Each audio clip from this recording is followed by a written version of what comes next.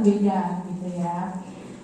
Kemudian, nah alat-alatnya apa saja kira-kira yang dipakai? Tadi menyebutkan apa? Termometer, timbangan, kemudian arloji, IDS, iya termometer, timbangan, kemudian stetoskop, timbangan, komputer. Iya betul sekali. Jadi item-item saat pengkajian itu memang harus kita persiapkan. Jadi kalau misalnya nanti kita ada praktek mandiri, punya praktek mandiri misalnya, itu alat-alat dalam pengkajian dasar itu harus tersedia ya. Misalnya kalau untuk anak bagian MTBS ini harus ada di ruangan kita praktek gitu. Bagian MTBS, kalau kita berbicara tentang MTBS ya, MTBS, kemudian yang untuk mengukur di dalam-dalamnya berarti termometer untuk ngecek suhu, kemudian timbangan karena nanti kita akan menentukan dosisnya, kemudian stetoskop karena kita akan mendengarkan kalau misalnya pasien itu batuk, kita akan dengarkan apakah suara parunya itu ada suara yang tidak normal atau enggak gitu dan sebagainya. Oke, sekarang silakan dibuka buku bagannya. Jadi misalnya pasien datang ke kita gitu ya dengan keluhan panas misalnya demam. Demam itu halaman berapa ya? Halaman 4 ya.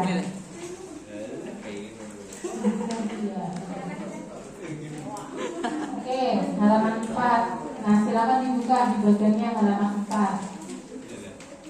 Yang depan sini ada? Oh, pakai sofa ya. Asalkan nggak sebut apa-apa. Boleh gabung sama temennya yang belakang sini nggak ada? Ada ya. Boleh gabung deh ini yang sendiri maju mungkin sama temannya. Yang di depan sini banyak. Biar lebih mudah memahaminya ya. Baik, misal ada seorang ibu membawa anaknya usianya 6 bulan datang ke puskesmas gitu ya. Terus kita perawat jaga saat itu mengkaji kondisinya pasien kita. Ternyata ibunya mengeluhkan pasiennya anaknya itu panas sudah 5 hari misalnya. Dan dia itu tidak ada riwayat bepergian ke daerah endemik. Kemudian saat dikaji pasiennya itu tidak mau menyusui, tidak mau menyusu. Kemudian kondisi pasiennya lemes tanpa pucat seperti itu. Nah, maka yang perlu kita lakukan ketika kita mendengar istilah demam, tentu kita harus cek apakah pasien kita tadi benar-benar demam apa enggak. Yang dikatakan demam jika suhunya berapa? 30. Ya, lebih dari sama dengan 37,5 derajat Celcius. Berarti kalau di bawahnya itu bisa dikatakan demam tidak? Tidak. Ya. Nah, di situ silakan dilihat di bagian 4. Apakah anak demam? Nah, kita menentukan penilaian terlebih dahulu. Tadi langkah pertamanya ya, dengan cara ngecek beneran demam atau enggak gitu. Dengan dicek suhunya lebih dari atau sama dengan 37,5 atau enggak. Jika iya, kita tanyakan lebih lanjut pasiennya berada di daerah endemis malaria atau enggak gitu. Kemudian kalau enggak, apakah dalam 1 atau kurun 2 minggu ke belakang itu pernah mengunjungi daerah endemis atau tidak gitu. Untuk daftar daerah endemis malaria mana saja ada di halaman belakang di bagian MTBS, silakan dibuka. Di situ ada daftar-daftar nama kota-kota atau daerah-daerah yang endemis malaria. Sudah ketemu? Halaman berapa, Dek? 72 ya? Ya, yang belum ketemu silakan dibuka halaman 72. Nah, itu sudah ada sama timnya TBS sudah dibikinkan untuk mempermudah. Jadi misalnya si orang tuanya itu nggak tahu daerah itu apa sih Mbak, apa sih Mas gitu ya. Ya daerah yang berpotensi terjadinya tsunami Bu lah, itu seperti apa ya tsunami? Oh saya kemana-mana terjadinya malaria. Sebelum ya kita orang tuanya itu nggak tahu daerahnya dia apakah termasuk golongan yang tulis malaria atau enggak. Silakan kalian buka data itu. Nanti ditanya ibunya rumahnya mana, alamatnya mana, dalam 1 atau 2 minggu terakhir pernah melakukan perjalanan kemana gitu.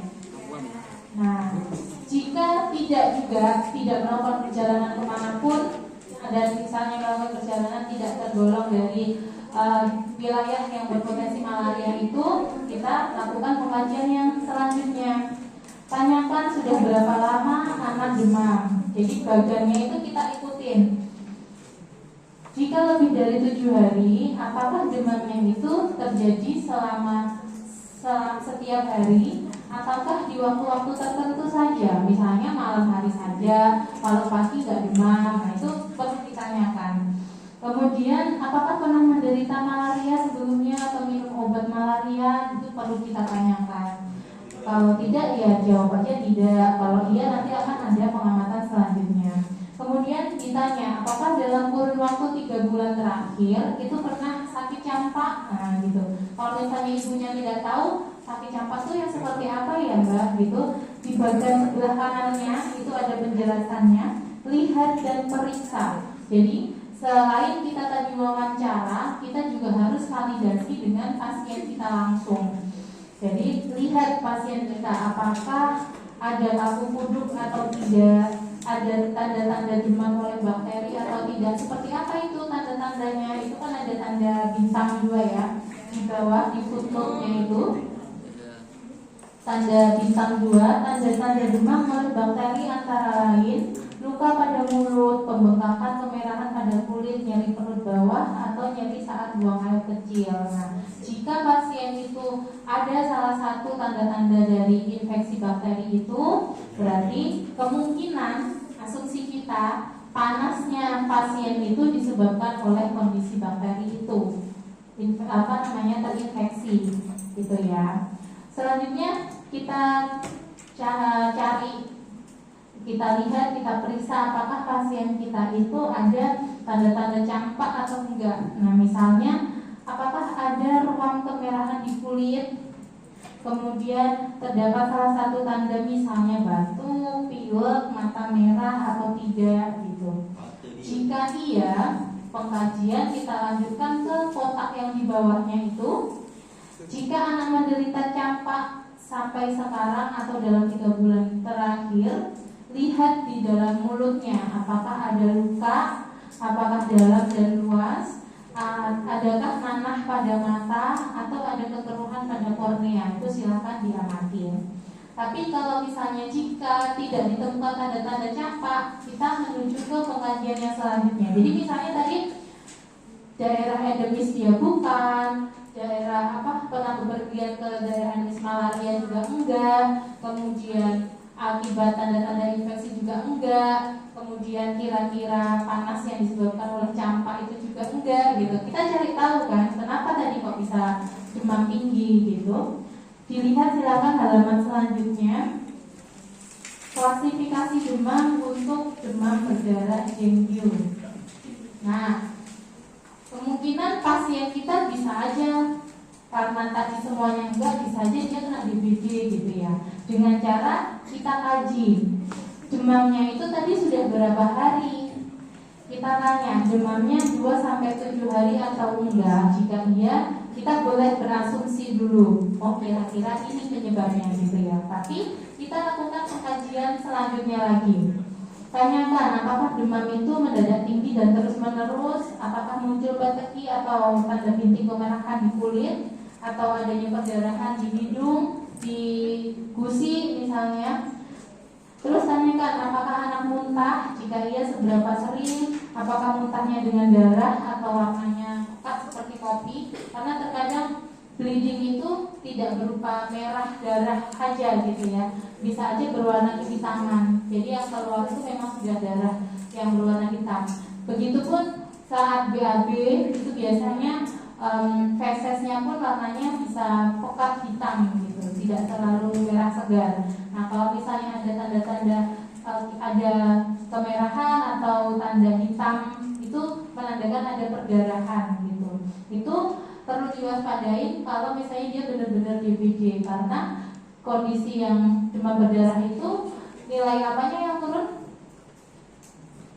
Pemeriksaan darahnya, trombositnya, ya kan? Padahal trombosit itu kita tahu sebagai faktor pembekuan darah, ya kan? Nah kalau misalnya trombositnya turun, berarti kan tidak ada yang membekukan darahnya, sehingga menyebabkan bleeding tadi, perdarahan tadi. Kadang bisa ditunjukkan dengan mimisan atau ada ruang-ruang merah atau PTQ pada pasien DB, itu pernah ya melihatnya. Atau misalnya BAB-nya sudah berdarah, itu perlu segera untuk diatasi. Tapi kita ikutin protokolnya terlebih dahulu, kita urutkan di situ. Apakah ada nyeri ulu hati dan pasien gelisah atau tidak gitu. Nah selain wawancara, kita pastikan dengan pengkajian langsung dengan cara inspeksi dan juga palpasi atau melihat dan juga meraba. Kita periksa apakah ada tanda-tanda shock pasien kita itu. Kita raba apakah ekstremitasnya teraba dingin, kemudian nadinya lemah atau tidak teraba. Cara mengukur nadi gimana kira-kira? Coba saya pengen lihat. Gimana? Ya, di pembuluh darah nadinya ya. Terasa apa biasanya? Denyutannya. Nah itu diamati, kita periksa apakah kuat ataukah lemah gitu. Pada pasien-pasien dehidrasi biasanya itu akan teraba sangat lemah sekali. Atau pasien shock yang mengalami shock hipovolemik itu juga bahkan sangat kecil sekali terabanya. Kemudian lihat adanya perdarahan atau enggak lagi, kita pastikan benar-benar perdarahan atau bukan. Misalnya pada hidungnya, pada gusinya, pada kulitnya apakah muncul ruang-ruang petekinya itu. Jika pun tidak muncul PTG, kita bisa melakukan Rampel test atau tourniquet test. Ada yang tahu tourniquet test itu seperti apa? Pasangkan tourniquet. Gimana? Baik, tourniquet test itu kita untuk mengetahui apakah PTG-nya itu nanti ada atau enggak dengan cara mengikat, memasangkan si tourniquet itu di atasnya pembuluh vena. Nah itu ditunggu nanti sekitar 10 menit. Itu boleh pakai tourniquet atau boleh pakai sphygmomanometer ya, infus tensimeter. Nah itu dipompa terlebih dahulu, dibiarkan tanpa dibuka sampai 10 menit. Nah itu biasanya kalau memang pasien itu ada demam berdarah, PTG-nya itu akan muncul setelah dibuka, setelah dilepaskan tourniquetnya itu akan muncul seperti itu. Jadi untuk memastikan ada perdarahan atau enggak, kita bisa lakukan itu. Kemudian jika sedikit dan tidak ada tanda lain dari DBD, lakukan uji tourniquet itu ya. Berarti kalau misalnya tidak ada juga tanda-tanda bahwa pasien itu terdiagnosis DBD, berarti kira-kira yang diambil klasifikasinya yang mana? Tadi kan penilaian sudah kita lakukan semuanya. Pasiennya demam, suhunya 39 derajat. Kemudian pasien itu tidak berada dari daerah endemis malaria, tidak juga habis bepergian dari daerah endemis malaria, tidak ada tanda-tanda campak, kemudian tidak ada tanda-tanda perdarahan atau DBD itu. Kira-kira klasifikasinya yang mana? Demam mungkin bukan DBD. Demam Mungkin bukan.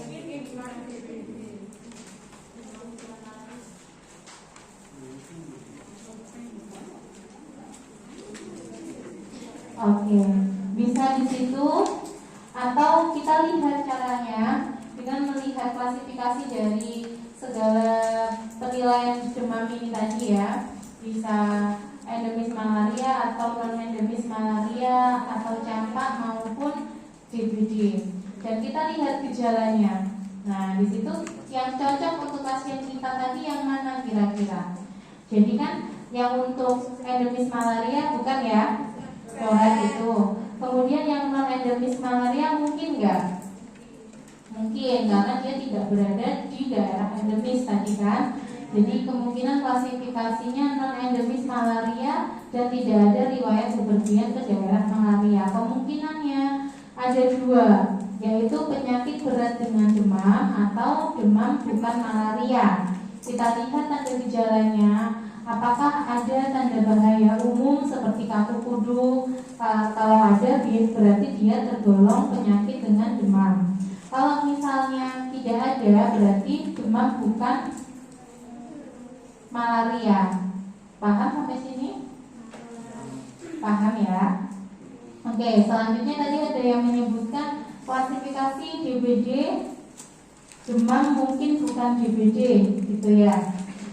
Oke, bisa mengambil itu atau mengambil demam bukan malaria, karena kita lihat di situ intervensinya atau tindakan pengobatannya sama.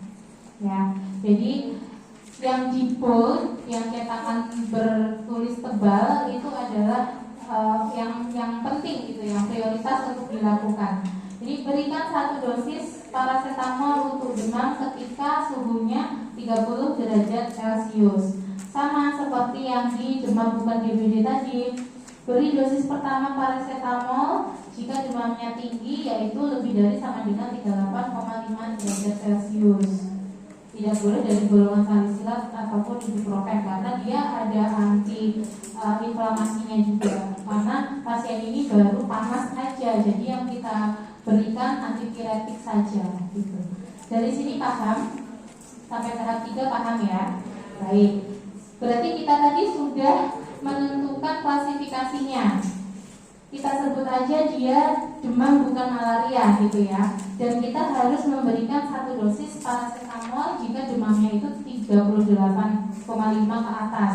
Dan ternyata pasien kita tadi 39, kan berarti sesuai. Selanjutnya, tindakan pengobatan itu anjurannya seperti apa dosisnya bisa kita lihat di halaman selanjutnya tentang pengobatan. Itu di halaman pengobatan 11. Itu halaman 12. Mengajari ibu cara pemberian obat oral di rumah. Sudah ketemu?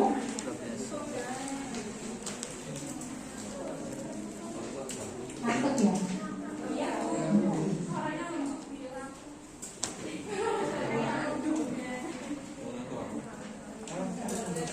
Halaman 12. Nanti akan saya kasih hadiah biar nggak ngantuk.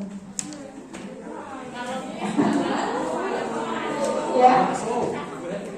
Silakan dibuka dulu halaman 12.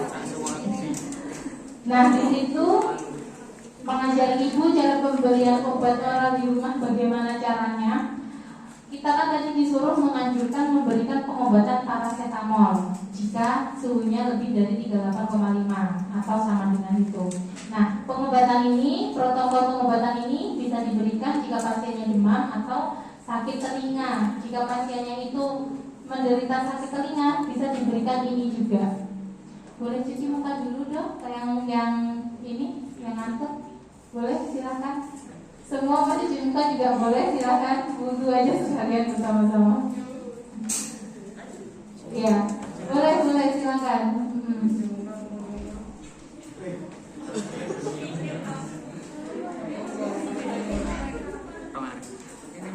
Kita lanjut ya. Di situ ada tata caranya, yaitu setiap 6 jam sampai demam atau nyeri telinganya hilang. Jadi diberikan setiap 6 jam gitu ya. Berarti kalau setiap 6 jam 1 hari itu berapa kali? Betul, 4 ya. Jadi kita hitungnya 3 kali sehari itu berarti 24 jam dibagi 3. Kalau setiap 6 jam sekali ya 24 jam dibagi 6 gitu. Dosisnya yang dianjurkan seperti itu. Diberikan sesuai dengan usia dan juga berat badannya. Jika usia 2 bulan sampai kurang 6 bulan, maka kan kita tahu kalau paracetamol itu sediaannya bermacam-macam ya. Ada yang tablet, ada yang sirup atau cair. Nah, yang tablet sendiri dosisnya juga ada dua di peredaran kefarmasian ini. Ada yang dosisnya 100 mg, ada yang 500 mg. Nah, jika nanti kalian di praktek mandirinya masing-masing gitu ya, kok gak ada yang mengamini sih? Pengen kan? Ada yang pengen kan mungkin punya praktek mandiri?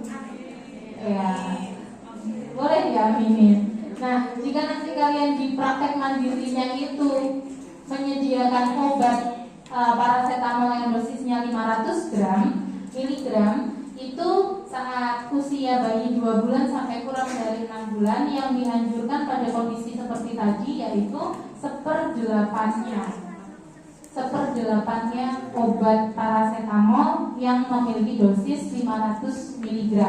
Jadi kalau paracetamol itu bulat biasanya ya. Kalau misalnya bulat itu dibagi 4 dulu, berarti masing-masing yang kekepingan itu dibagi 2 lagi. Gitu. Jadi memang untuk bayi, anak-anak itu kita harus memperhatikan dosisnya itu jangan sampai kebanyakan karena memang berat badannya masih sedikit, usianya juga masih kecil gitu ya. Kemudian jika memiliki sediaan tabletnya yang berdosis 100 mg itu cukup diberikan setengahnya aja, jadi bisa dibagi 2. Nah, kalau misalnya memiliki sediaan sirup yang paracetamol yang berbentuk sirup, bisa diberikan 2,5 ml atau setengah sendok takar karena di dalam sirup itu mengandung 120 mg per 5 ml zat terlarut. Jadi tidak boleh terlalu banyak juga gitu. Dari sini paham? Sekarang pertanyaannya, kalau misalnya anak itu tadi berusianya 5 bulan tapi berat badannya 10 kilo, dikasihnya pengobatannya yang mana?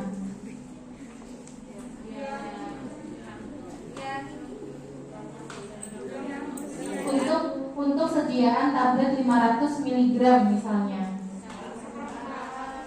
1/4 apa 1/8? 1/4 apa 1/8? 1/4? Yakin? Ya, betul. 1/4. Jadi kita memakai patokan berat badannya kalau memang kondisinya seperti tadi itu. Jadi usia itu hanya mempermudah kita kalau misalnya tidak diketahui berat badannya atau di tempat kalian tidak ada timbangan, itu kita bisa menggunakan patokan usia karena kalau usia kan orang tuanya pasti hafal ya biasanya usianya berapa, tapi kalau berat badan terkadang itu orang tuanya pun tidak tahu gitu. Oke, pengen kasus satu yang lain?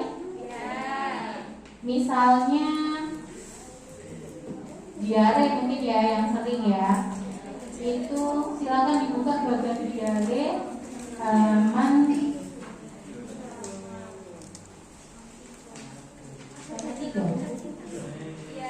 Ya, halaman 3. Silakan dibuka bagian TBS-nya halaman 3. Nah, pasien datang dengan kondisi diare, dia sudah 5 kali dalam sehari dengan konsistensi cair, kondisinya lemas, kemudian pasien tampak tidak mau menyusu, usianya dia 20 bulan misalnya, datang ke puskesmas, kalian sedang jaga dan kalian akan melakukan pengkajian MTBS. Yang perlu ditanyakan pertama kali apa itu? Betul, sudah berapa lama diarenya? Kemudian iya, apakah BAB-nya itu ada darahnya atau tidak? Sebelum sejauh itu, kita pastikan dulu bahwa pasien kita itu benar-benar diare atau enggak. Yang dikatakan diare itu jika sudah berapa kali. Definisi diare bisa dikatakan diare jika sudah berapa kali BAB-nya? 5. Harus 5 kali dulu baru bisa dibilang BAB. Berapa dong? 3, betul. 3 kali dengan konsistensi cair. Jadi kalau misalnya pasien itu konsistensi cair tapi dia hanya 1 kali, sudah bisa dibilang diare belum? Belum. Dan misalnya dia sudah BAB 3 kali dalam sehari tapi konsistensinya itu lembek atau keras seperti normal, itu dikategorikan diare atau bukan? Bukan ya, meskipun dia sudah 3 kali dalam sehari. Jadi 2 patokan tadi, apakah dia BAB-nya cair, kemudian sudah berapa kali dalam sehari. Nah selanjutnya kita mengikuti protokol yang ada di bagian itu. Sudah berapa lama kita tanyakan. Kemudian yang perlu kita lihat dan kita perlu periksa selanjutnya, apakah pasien kita itu letargis atau tidak gitu. Letargis itu apa ya, Bim? Ada yang tahu nggak? Letargis itu kondisinya tuh lemes gitu ya, seperti kecapean, tapi kecapeannya itu tidak bisa sembuh dengan tidur, tidak bisa hilang dengan tidur. Biasanya kalau mungkin kalian dari pagi sampai sore kuliah, capek nggak? Capek. Kenceng banget ya capeknya. Setelah itu di rumah tidurnya 2 jam misalnya. Bangun kira-kira bisa seger nggak? Nggak bisa, berarti ada yang salah sama tidurnya ya. Tidurnya sambil main HP kali ya, jadi nggak berkualitas. Ketika masuk tidur, alam bawah sadarnya itu merecall apa yang sudah dilakukan sebelumnya. Yang namanya tidur berkualitas seharusnya bangun itu dalam kondisi yang segar. Nah, pada kondisi letargi ini, meskipun dia lemes gitu ya, kelihatan tidak berdaya, itu tidak akan hilang dengan tidurnya dia. Jadi dia tetap dalam kondisi lemas. Ibaratnya kalau kita lihat tuh tidak sadar penuh gitu pada pasien anak ini. Kenapa ada yang ditunggu? Ada yang ditunggu temannya? WA dulu belum selesai gitu. Ya. Setelah itu kita amatin apakah mata pasien kita itu cekung atau enggak. Itu untuk mengindikasi apanya sih kalau mata cekung? Ini mata pandai. Udah sering. Dehidrasi gitu. Jadi kita perlu tanyakan itu ke pasien kita, ke ibunya ya biasanya. Atau kita amati langsung apakah matanya itu cekung atau tidak. Terus kita bisa amati dengan cara memberikan anak minum. Apakah anaknya itu malas minum, tidak bisa minum, atau dengan lahapnya meminum karena dia tampak haus. Nah itu kita perlu amati juga. Kemudian kita lakukan pengecekan turgor kulitnya dengan cara mencubit turgor kulitnya. Tentu bukan mencubit untuk menyakiti ya, tapi mengambil sebagian kulit untuk diamati. Dan pada bayi biasanya bukan pada lengan, bukan pada tangan kaki. Yang paling kelihatan kalau dia sedang mengalami kondisi dehidrasi itu adalah pada area perut. Jadi bayinya atau balitanya itu bisa ditidurkan. Nanti kita lihat dan mencubitnya itu tidak mencubit kecil ya, karena itu bisa menyakiti. Seperti menjemput gitu. Jadi apa bahasa Indonesia-nya? Apa dong? Dia dicubit, tapi dicubitnya bukan dicubit kecil. Jadi ini. Yang misalnya ini perut bayi ya. Kita amati dengan seperti ini. Ya boleh. Apakah itu? Kelarisan bahasa kita sangat banyak ya. Jadi kita amati di bagian perut. Kita lihat apakah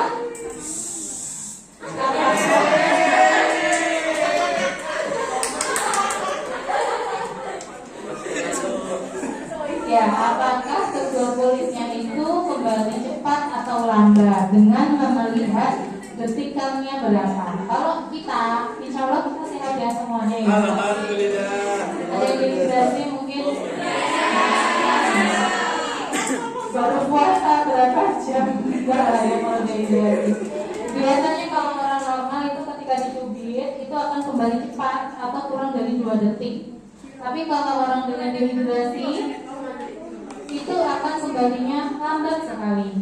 gitu, lebih dari 2 detik.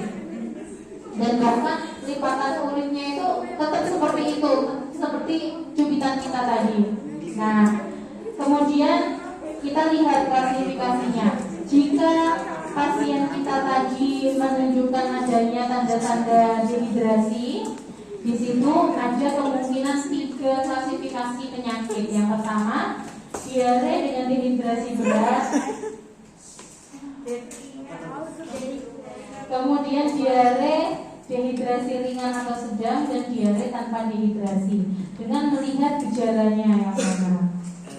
Misalnya pasien kita tadi gelisah, rewel, kemudian matanya cekung, kemudian ketika disediakan minum, dia meminumnya dengan lahap, tampak seperti kehausan. Kemudian cubitan pada turgor kulitnya itu kembalinya lambat. Masuknya di klasifikasi yang mana? Iya, betul. Dehidrasi ringan atau sedang. Sehingga tindakan yang tepat adalah beri cairan, tablet zinc, dan makanan sesuai rencana terapi B. Jika terdapat klasifikasi berat lain, maksudnya berat lain itu kondisi selain dehidrasi ya. Misalnya ada perdarahan di BHB-nya, kemudian ada nyeri perut gitu. Nah, itu berarti ada tambahan penyakit yang lain. Segera rujuk ke rumah sakit. Jika masih bisa minum, berikan ASI dan larutan oralis selama perjalanan. Nasihati kapan kembali dan kunjungan ulang 3 hari lagi jika tidak ada perbaikan atau bisa masih dalam kondisi diare. Oke, di situ kan dianjurkan untuk mematuhi rencana terapi B, ya kan? Sekarang kita buka yang belakang tadi, pengobatan tadi untuk rencana terapi B.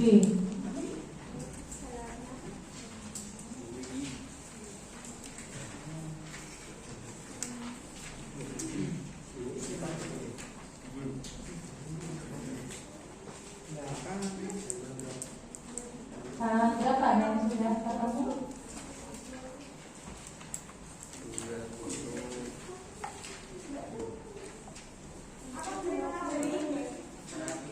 Terapi B.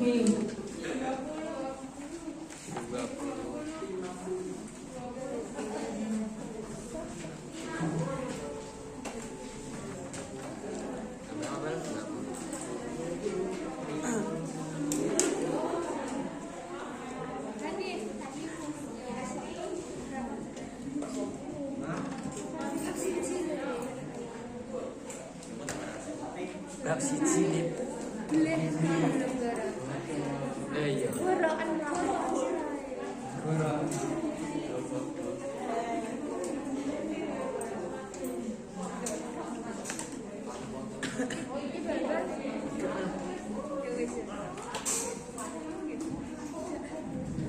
Halaman 20 ya. Nah, di situ ada pemberian cairan tambahan untuk diare dan melanjutkan pemberian makan ASI. Rencana terapi B. Nah, itu saran yang harus dilakukan untuk pengobatannya. Penanganan dehidrasi pada level ringan atau sedang dengan oralit. Nah, kita ajarkan atau kita demonstrasikan gitu ya. Berikan oralit di klinik sesuai yang dianjurkan dalam periode 3 jam. Jadi setiap 3 jam itu sebaiknya diberikan dan kita observasi apakah ada kemajuan atau enggak.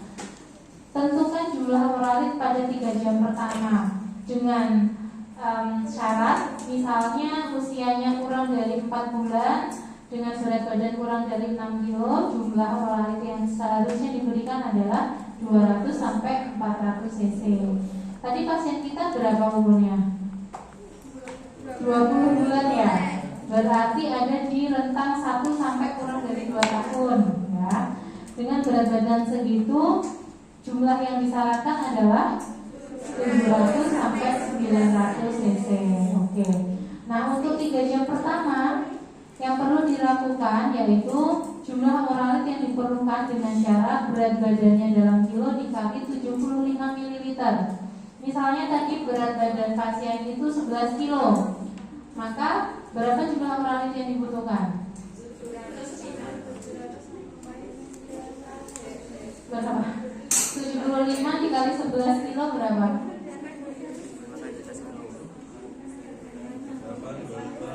825 cc gitu.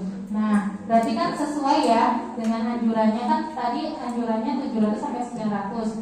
Kalau pada anak ini membutuhkan 825 sudah sesuai. Digunakan umur hanya bila berat badan anak tidak diketahui. Kemudian jika anak menginginkan boleh diberikan lebih banyak dari pedoman di atas gitu. Jadi sebaiknya lebih banyak tapi tidak boleh kurang.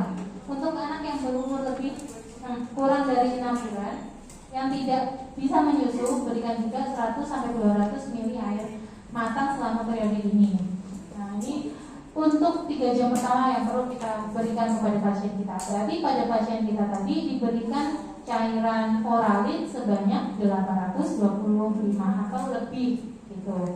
Dengan simpelnya kalau satu gelas itu 250 cc, berarti harus menghabiskan berapa gelas oralin anak ini? 4 ya, karena kalau 3 cuma sekitar 750-an gitu. Jadi sekitar 14 dalam 3 jam gitu. Nah itu waktunya boleh diatur sendiri, boleh sekaligus, boleh langsung menghabiskan, boleh, atau di jeda setiap 40 menit, setiap 60 menit itu boleh. Kemudian kita perlu tunjukkan caranya membuat oralin itu kepada orang tua, karena yang menemani pasien itu selama 24 jam kan orang tuanya ya.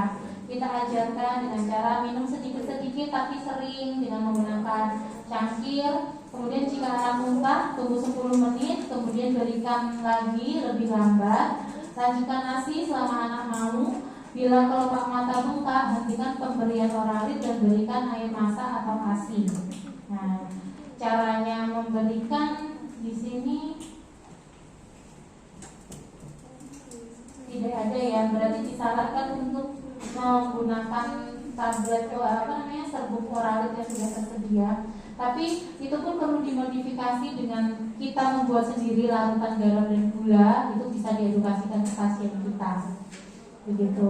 Kemudian tadi anjurannya selain oralin adalah tablet zinc, ya kan? Nah itu bisa diresepkan untuk 10 hari. Diamati setelah 3 jam. Kemudian jika ibu memaksa pulang, itu tunjukkan cara-caranya seperti itu dengan mematuhi protokol yang ada di MTBS ini. Begitu. Kita kembali lagi tadi ke bagian diare di halaman 3. Halaman 3. Nah itu tadi jika masalahnya klasifikasi pasien itu dehidrasi ringan atau sedang. Jika dehidrasinya termasuk dehidrasi berat misalnya, maka mengikuti tindakan pengobatan yang ada di situ. Misalnya memberikan dehidrasi, memberikan zinc dan juga sesuai dengan terapi C. Nanti silakan dilihat bagiannya untuk terapi C seperti apa gitu. Dari sini paham? Paham ya? Oke, sekarang saya ingin memberikan apa? Memberikan hadiah.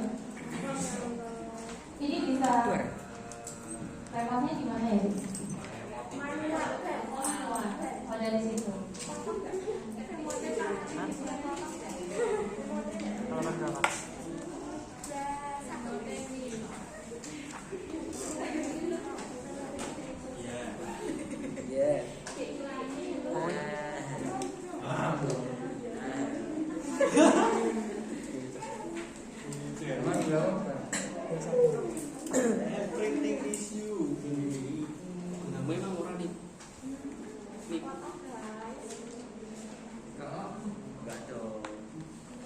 Yo nek dititipi ragane.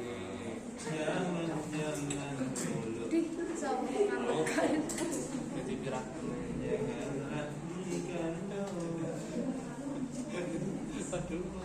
Wis. Mau selesainya sampai jam berapa? Ya, kalau gitu ada waktu 20 menit. Silakan ini dikerjakan. Berkelompok saja, silakan 4 orang. Oke. Berhitung atau bikin sendiri? Coba kalau bikin sendiri kelompok 1 mana? dulu. Pilih dulu. Langsung ganti. Nah, Ini aja ya, berdasarkan tempat duduk aja. Ini 4 orang, silakan bergabung ke belakang. Kemudian 4 orang ke belakang, 4 orang mbak ya, ke belakang 3 pojok. Itu, yang ini mbak ini sampai 4 orang itu. Kemudian mbak itu sampai 4 orang sampai sana. Itu yang, nah sedang tiduran. Nah silakan bangun dulu. Kemudian ini 4 orang ya, pasnya di depan. Kemudian 1, 2, 3, 4. 1, 2, 3, 4. Bang yang satu itu. Kemudian laki-lakinya 1, 2, 3, 4. Kemudian ini 36, satu kelompok aja. Silakan dikerjakan.